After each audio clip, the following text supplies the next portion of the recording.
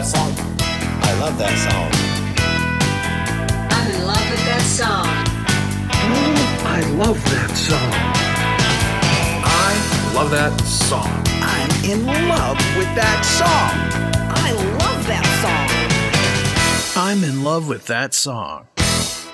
Welcome, everyone, to the I'm in Love with That Song podcast, part of the Pantheon family of podcasts. I'm your host, Brad Page, and each episode I pick one of my favorite songs and we listen to it together, uncovering all the little moments, those special touches that make it a great song. You don't need to be a musical expert here. We don't get too technical. All you need is a love for music, and you'll fit right in here. On this episode, we're revisiting the Small Faces because I really do love this band, and I think they're criminally underrated, certainly here in the U.S. The mid-1960s were an amazing time for music. Lots of change, experimentation, and invention. The psychedelic sounds of this era are this perfect blend of adventure, exploration, and naivete. There's an Alice in Wonderland feel to all of it, and one of the best examples of this is Itchycoo Park by Small Faces. What did you do there? I got high. What did you feel there? Well, I cried. But why the tears there? Tell you why. It's all too beautiful. It's all too beautiful. We talked about the Small Faces before on this podcast, back on episode 54, and their song Tin Soldier. So I won't rehash their biography again. You can go back and listen to that episode. But for a quick refresher, Small Faces was formed in 1965 by guitarist, vocalist Steve Marriott and bass player Ronnie Lane, with Kenny Jones on drums and Ian McLagan on keyboards. Like other British bands of the era, The Who, for example, they started by playing covers of American blues and R&B artists, but by 1966, they were writing their own songs, primarily composed by Marriott and Lane. Itchycoo Park was their 10th single overall, but only their second single for their new record label, Immediate Records, who allowed them a lot more freedom in the studio to experiment.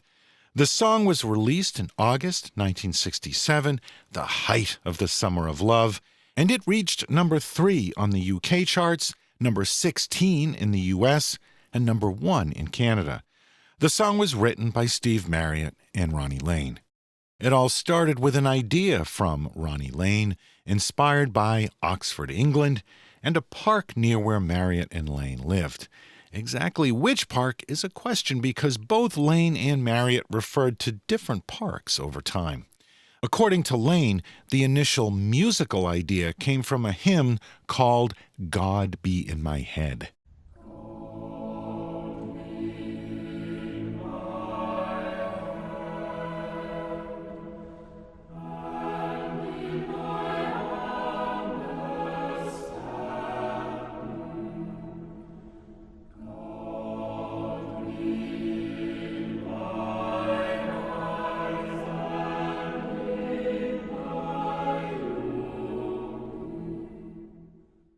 See if you can catch how that melody influenced this song.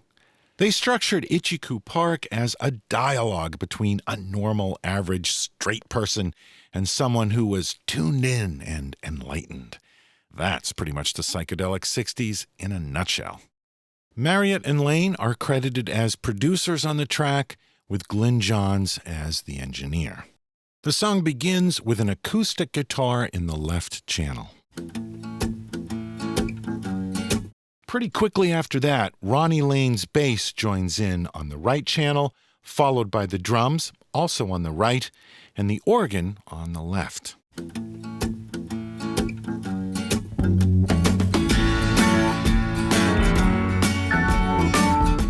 I think there's a piano in there as well, but it's pretty low in the mix. And that's it for the intro. Pretty short. The vocals come in right there.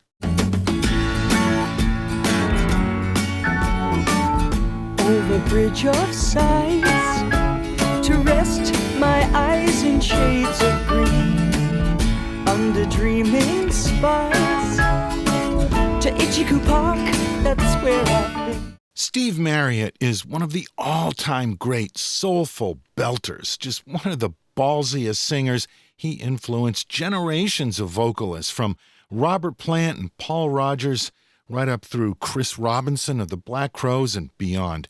He's on my list of the all-time greatest singers. I just love his voice. But, he could also hold back and sing more gently, as he does here. Over bridge of sighs, to rest my eyes in shades of green, under dreaming spires, to Itchycoo Park, that's where I've been. A couple of other things I want to point out before we move on. Let's remove the vocals and listen to just the backing track here. You can hear Ian McLagan's organ part a lot clearer, and especially listen to the bass. Ronnie Lane had this really unique loping style of playing that's really on display here.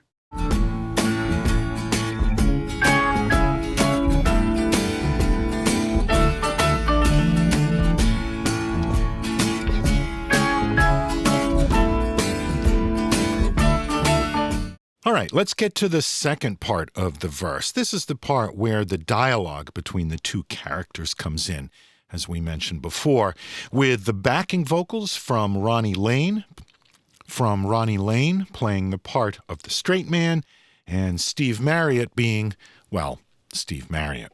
What did you do there? I got high. What did you feel there? Well, I cried. But why the tears there? Tell you why. That's more of the classic Marriott vocal there. This leads us into the chorus. It's all too beautiful. The ultimate vision of the 60s. If only that were true. Tell you why. It's all too beautiful. It's all too beautiful. It's all too beautiful. It's all too beautiful. There's this little descending keyboard lick that's kind of central to that whole chorus.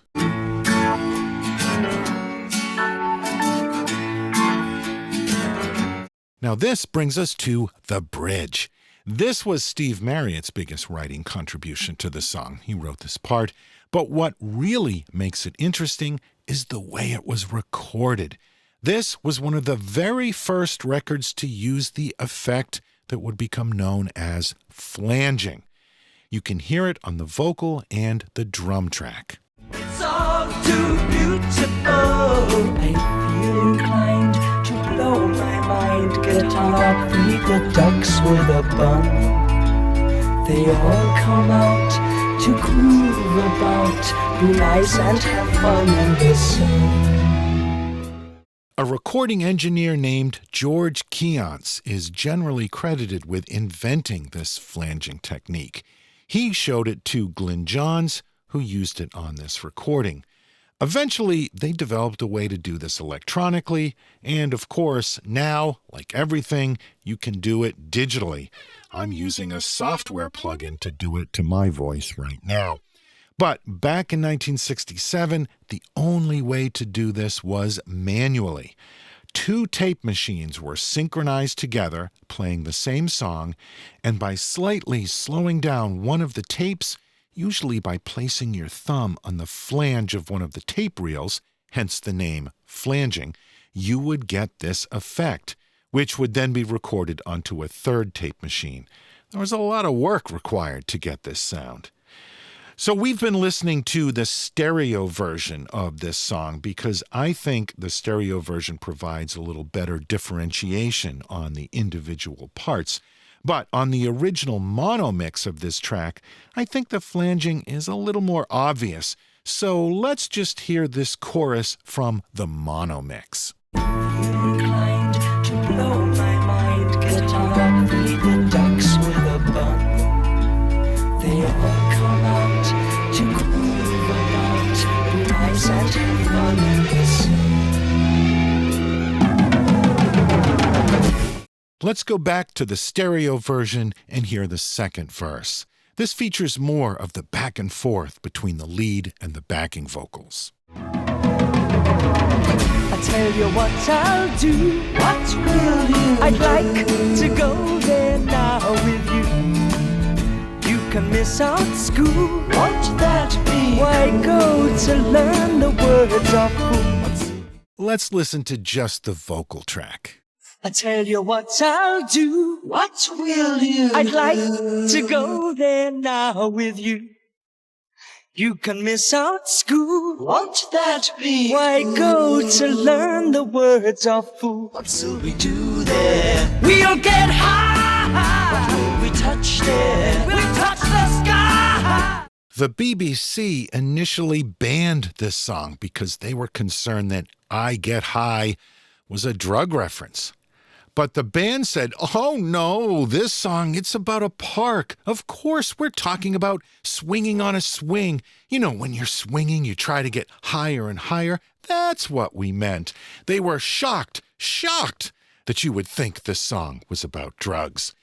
And the BBC bought that story. What will we do there? We'll get high.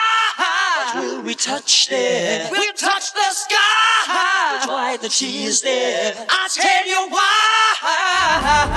It's all too beautiful. It's all too beautiful. It's all too beautiful.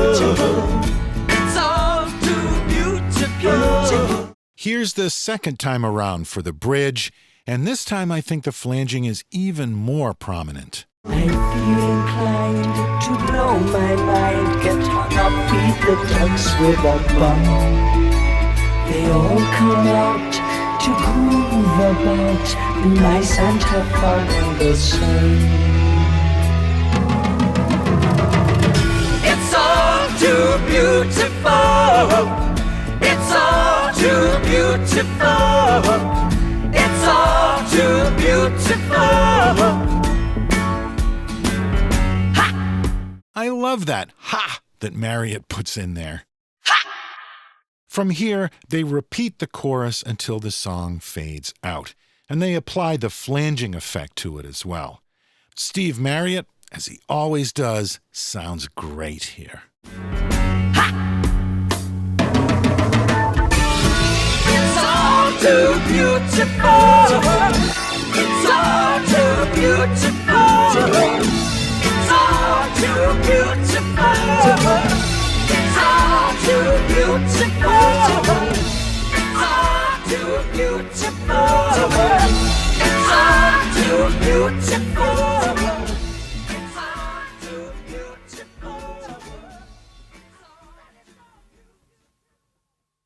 Small Faces, Itchycoo Park. The Small Faces recorded dozens of songs that I think stand up to the best British bands of that decade. The Beatles, Stones, The Who, The Kinks. The Small Faces released stuff that was just as good, in some cases even better. But fate just didn't really go their way, and to be honest, they never really got their act together. There was a self-destructive streak there, especially with Steve Marriott, which would only get worse throughout his life. As we've discussed on this podcast before, Steve Marriott died in a house fire in 1991. He was 44. Ronnie Lane was diagnosed with multiple sclerosis and died in 1997, age 51. Keyboard player Ian McLagan had a long career as an in-demand session musician and sideman until he died of a stroke in 2014. Drummer Kenny Jones went on to play with The Who, and at the time of this recording, he's still with us and continues to oversee the legacy of the Small Faces. If you'd like to explore more Small Faces, there's a ton of compilation albums out there. Some are better than others. My favorite is one called The Autumn Stone. I would start there. There's also one called The Ultimate Collection. That one's pretty good too. Thanks for hanging out here on this edition of the I'm in Love with That Song podcast. As you probably know by now, new episodes of this show come out twice a month, so I'll be back in about 2 weeks with a brandy new episode. If you can't bear to wait for the next episode, you can catch up on all of our previous shows on our website, lovethatsongpodcast.com, or just look for us in your favorite podcast app. And if that's not enough, there are plenty more music-related shows that you should check out right here on the Pantheon Podcast Network. We'd love it if you'd leave a review of the show wherever it is that you listen. Just post a comment there. You can also find us on Facebook. Just search for the I'm in Love with That Song podcast. You'll find our page. And the most important thing you can do if you'd like to support the show is to just recommend the show to your friends, because your word of mouth carries a lot more weight than any promotion I can do. So as always, thanks for that, and thanks for listening to this episode on Itchycoo Park by Small Faces. It's all too beautiful. It's all too beautiful. Ha! It's all too beautiful. It's all too beautiful.